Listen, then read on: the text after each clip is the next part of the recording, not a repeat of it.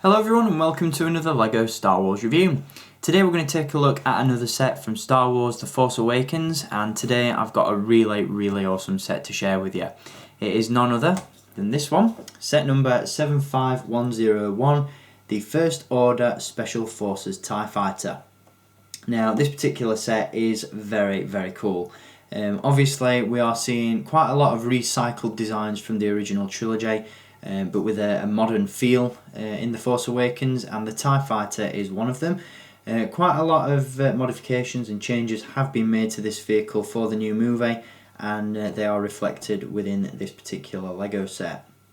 Before we get into the review itself, as always, a huge thanks and a shout out goes out to the guys at Norton & Co and the LEGO Group, who as always were kind enough to supply this set for a review. Stay tuned to the Sith Lord 229 YouTube channel in November, as I'll be giving you a look at some more Force Awakens LEGO sets as well. Again, thanks to the awesome guys at the LEGO Group. So guys, if you're watching, a huge thumbs up goes out to you. Now, as I said, this particular set is very cool. Currently retails for $59.99, and the piece count on this one is 517. So that price per brick ratio is definitely on point. You get, a fair amount of bricks for your money and an awesome finished product. Once this thing is put together, it looks absolutely fantastic, and the minifigure selection is quite nice as well. It gives us a really nice look at some of the troopers of the First Order's ranks, and we'll take a look at some of those figures in just a second. As you can see though, this is of course the box that the First Order Special Forces TIE Fighter comes in. On the front of the box we get some really nice artwork of the TIE Fighter in action on what appears to be the desert world of Jakku. And on the reverse side we do get a rundown of some of the features that the Special Forces TIE Fighter has, as well as some of the cool imagery and some blueprint images as well. So really cool packaging for this one, a decent sized box, it really stands out on shelf, and as you can see, looks very cool indeed. So packaging aside, let's take a look at the set itself, and as always with these LEGO Star Wars reviews, we'll kick things off by taking a look at the minifigures, and first up we do indeed have the TIE Fighter pilot himself. Now if you tuned into my review on the TIE Fighter pilot figure from Hasbro, then you'll know I am a huge fan of this particular design. Again, like with most of the First Order troopers and vehicles and all that sort of stuff from The Force Awakens, this is a nice evolution of the TIE Fighter pilots that we saw in the original trilogy. We do have a very familiar design but with some modern features. As you can see, that helmet design for example is nicely updated and looks very cool. I absolutely love the gloss look that this trooper has. As you can see, one really cool feature on the minifigure for the First Order TIE Fighter pilot is the fact that LEGO have actually sculpted a breathing tube to the helmet, which does connect to the chest. Now this isn't sealed in place, you can still remove the helmet, but you may remember with previous TIE Fighter pilot figures, these pipes have been just printed on the torso, whereas with this particular figure, if I just remove the helmet for you briefly, you'll see it's a separately sculpted piece, and it really does the job. Looks absolutely awesome, and it really is nice to diversify the minifigures a little bit. As you can see, the printing on that helmet looks absolutely superb. Some really fine printed details on there. The helmet itself is a really nice look. If I remove the helmet, you will see that underneath we do have Angry Clone Face once again, and we have some really cool printing on the torso and legs. This particular TIE pilot comes with a blaster pistol, and we actually get two pilots in the set. Now I'm only going to give you a look at one of them for the time being, as they are both the same figure. However, the other one is sat comfortably inside the TIE Fighter itself, so you'll get to see him in a little bit. What's really cool about the TIE Fighter is that there's actually space inside the cockpit for both pilots. So again, I'll show you that later on in this review. But for now, this is a really cool figure, and so far one of the definite highlights of the Force Awakens range. So moving on, the next figure that we have to take a look at is this guy, and this is the First Order crew member. Now I really like the unusual design that this figure has. As you can see, the helmet is unlike anything we've seen from Star Wars or Lego in the past. What I really like about it is that it's sort of a blend of different designs. Obviously it's heavily influenced by the Death Star Trooper helmets from the original trilogy, but there are also elements of the Royal Guards and the Death Star Gunners in this one as well. So I really like the look of this guy. You do get to see him very, very briefly in one of the Force Awakens teaser trailers. I believe it's the third teaser that was released, where you see all the troopers from the First Order gathered together on Starkiller Base. You can briefly see these guys stood down below. As you can see, as I mentioned, the helmet is sort of a hybrid of different designs. The uniform itself that the figure is wearing is quite generic and rather plain, and it will be interesting to see what role these characters play in the movie. Not entirely sure on their rank. You know, it says First Order crew on the box, so these could be sort of vehicle technicians or, you know, First Order engineers. Who knows? I'm not sure on the role that these guys have, but all I know is that the design is very, very cool, and again, cannot wait to see these in action in the film. Once again, this minifigure does come with a small blaster pistol, and again the helmet is removable with a standard face underneath. Not entirely sure where this head has been used before, whether it's a new piece or not, I'm really not sure, but you know, it's just a generic face. We're not really going to see too much of these guys unmasked, I wouldn't imagine. So the real focus on this guy is that really new helmet. So that's the First Order crew member. And finally, we have this very cool figure, the First Order officer.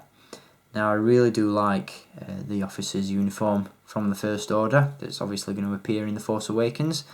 This is very similar to the outfit worn by General Hux, who is of course played by Domhnall Gleeson, and I'll be giving you a look at his action figure very soon. What I really like about this First Order officer, it's really hard not to say Imperial, is the fact that again it's a nice natural evolution of the Imperial uniform seen in the original trilogy. You've got the rather familiar Imperial officer cap, but with these new fins at the side, which look really, really cool. Almost have a religious sort of look to it. You know, it's something that you'd see in the Vatican, or you know, some sort of thing like that. It's a really unique look, and in many ways it adds to that sort of cult feeling that the First Order has in the film. So I'm really looking forward to seeing these guys in action again as well. As you can see, this particular officer has a grey uniform with a unique headpiece as well. He's got all those printed details on the torso there, such as the collar, the belt as well, and of course those rank cylinders. So again, very familiar designs carried over from the original trilogy, but given a modern feel. As you can see, you've got the First Order logo on that cap as well. So really, really cool figure, and a nice minifigure selection overall. Again, it really does give you a look at some of the troopers of the First Order. Again, those TIE pilots look absolutely superb. Really do like those. And again, yeah, it's just a really cool selection of minifigures. Really intrigued by this guy. And again, can't wait to see all of these different troopers in action in the film. So those are the minifigures. Now let's take a look at the set itself, and this one is not to be sniffed at. It's a really cool set. Now for the most part it does share quite a few similarities with the standard original trilogy TIE fighter that we've seen from Lego in the past, obviously with some slightly modified features, so we'll get onto those in just a second. The first thing you'll notice about the First Order TIE fighter is the inverted colour scheme. You'll notice on the wings, for example, on the TIE fighters seen in the original trilogy, the wings were, you know, for the most part a dark colour with light grey spokes on the wings, whereas with this one we have a reversed colour scheme. So the wings themselves are grey. They look a little bit more white in the film or in the trailers that we've seen so far, but I'm assuming that they must be grey since Lego decided to paint these or cast these pieces in grey plastic. So they look really, really cool right off the bat, really make the TIE Fighter stand out. Again, you've got that really dark black colour scheme, which looks absolutely awesome, very intimidating indeed. And you've got some red highlights on the cockpit section of the vehicle, which is really, really nice. Again, love the design of this one. It does retain that classic TIE Fighter feel, but it does bring with it a few new features, which I really, really like.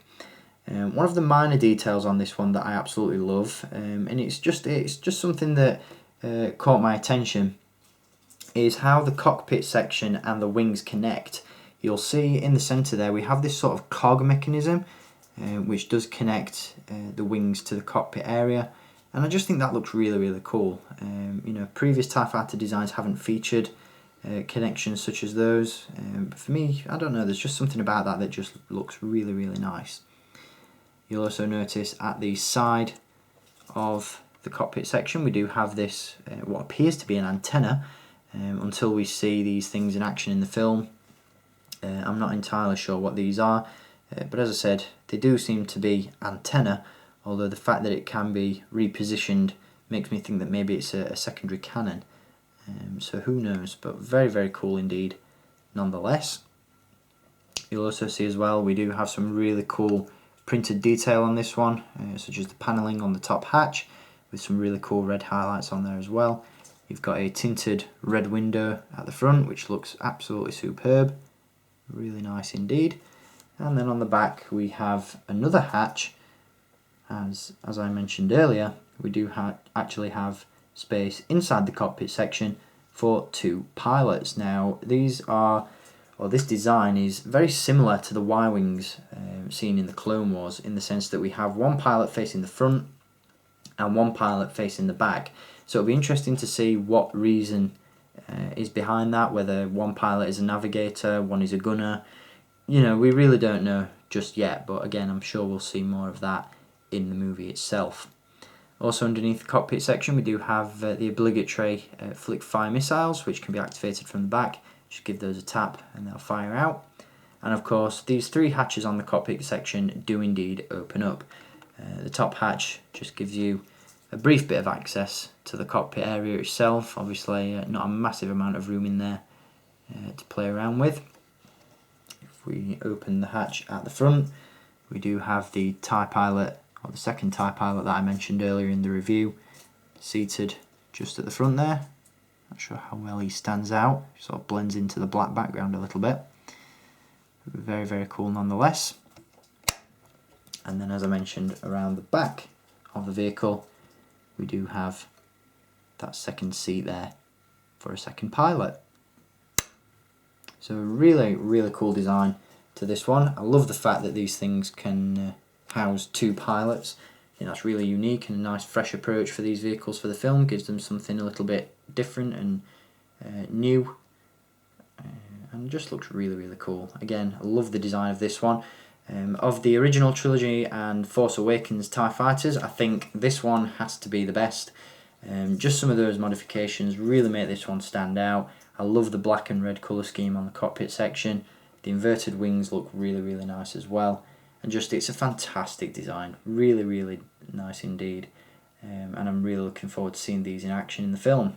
Obviously we've got a brief glimpse at these in various trailers. We've seen them chase the Millennium Falcon through the empty shell of a crashed Star Destroyer. We've seen them crash themselves on Jakku. So I'm really looking forward to seeing them in a lot more detail, in a lot more action in the film. So there we go. Very cool vehicle indeed. That's the First Order Special Forces TIE Fighter. Now it will be interesting to see what indicates or designates this one as a Special Forces TIE Fighter. I'm assuming that this is some sort of elite vehicle flown by elite pilots, but again, we will see when December the 17th rolls around. So again, that's going to do it for this review on set number 75101, and that is the First Order Special Forces TIE Fighter. An absolutely awesome vehicle, very, very cool, and again, can't wait to see these in The Force Awakens. So that is going to do it for this review. I hope you've enjoyed it, and I'll be back with some more Force Awakens action figure and LEGO reviews very soon. As I said, stay tuned to the channel in November for some more LEGO reviews, but over the course of my next videos we will be taking a look at some action figures from Star Wars The Force Awakens, so stay tuned for those. Until then, as always, thank you for watching, keep collecting, and may the Force be with you.